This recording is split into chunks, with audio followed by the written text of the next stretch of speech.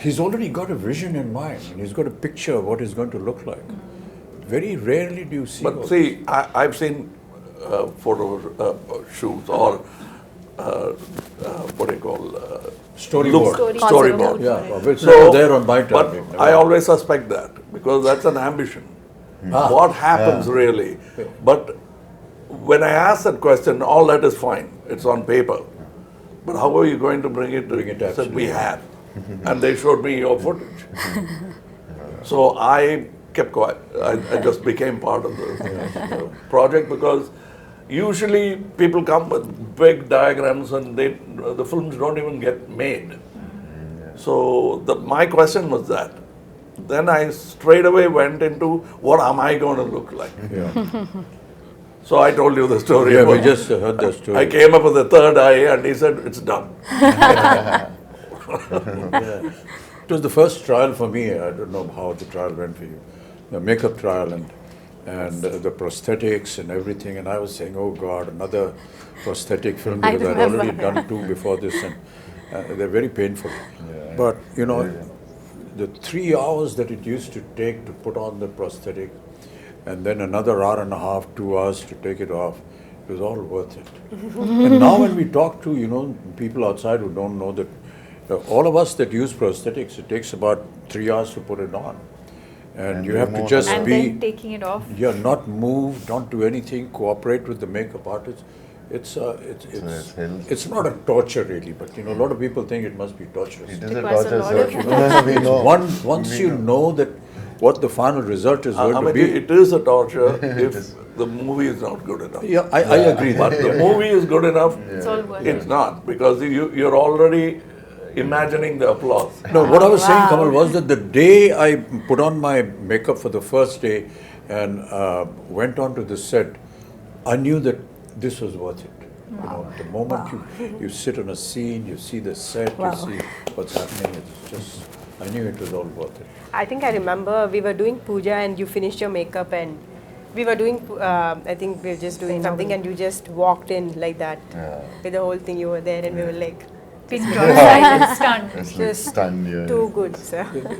But that's all credit to the people who dress you up and make you up. No, There's everything, no I mean. credit to the And imagine, artists who do all that has happened before. You walking into the set and now I have to come in. Oh, boy, what am I going to do?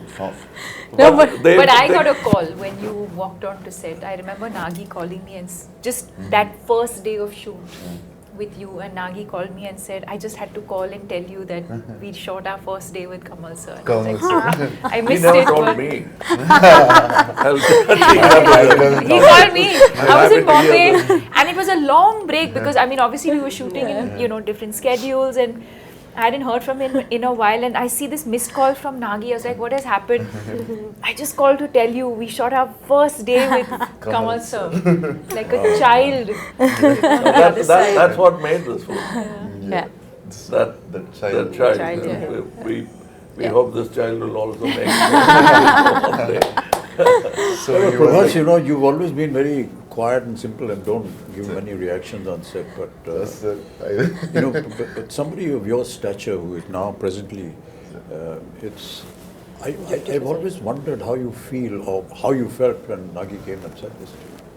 when Nagi said first time. Because when I first met I him and we met on set and all that, we went through this whole procedure of who's going to touch whose feet. So he came and said, so I'm just touching your feet. So then I said, okay, let's stop it here.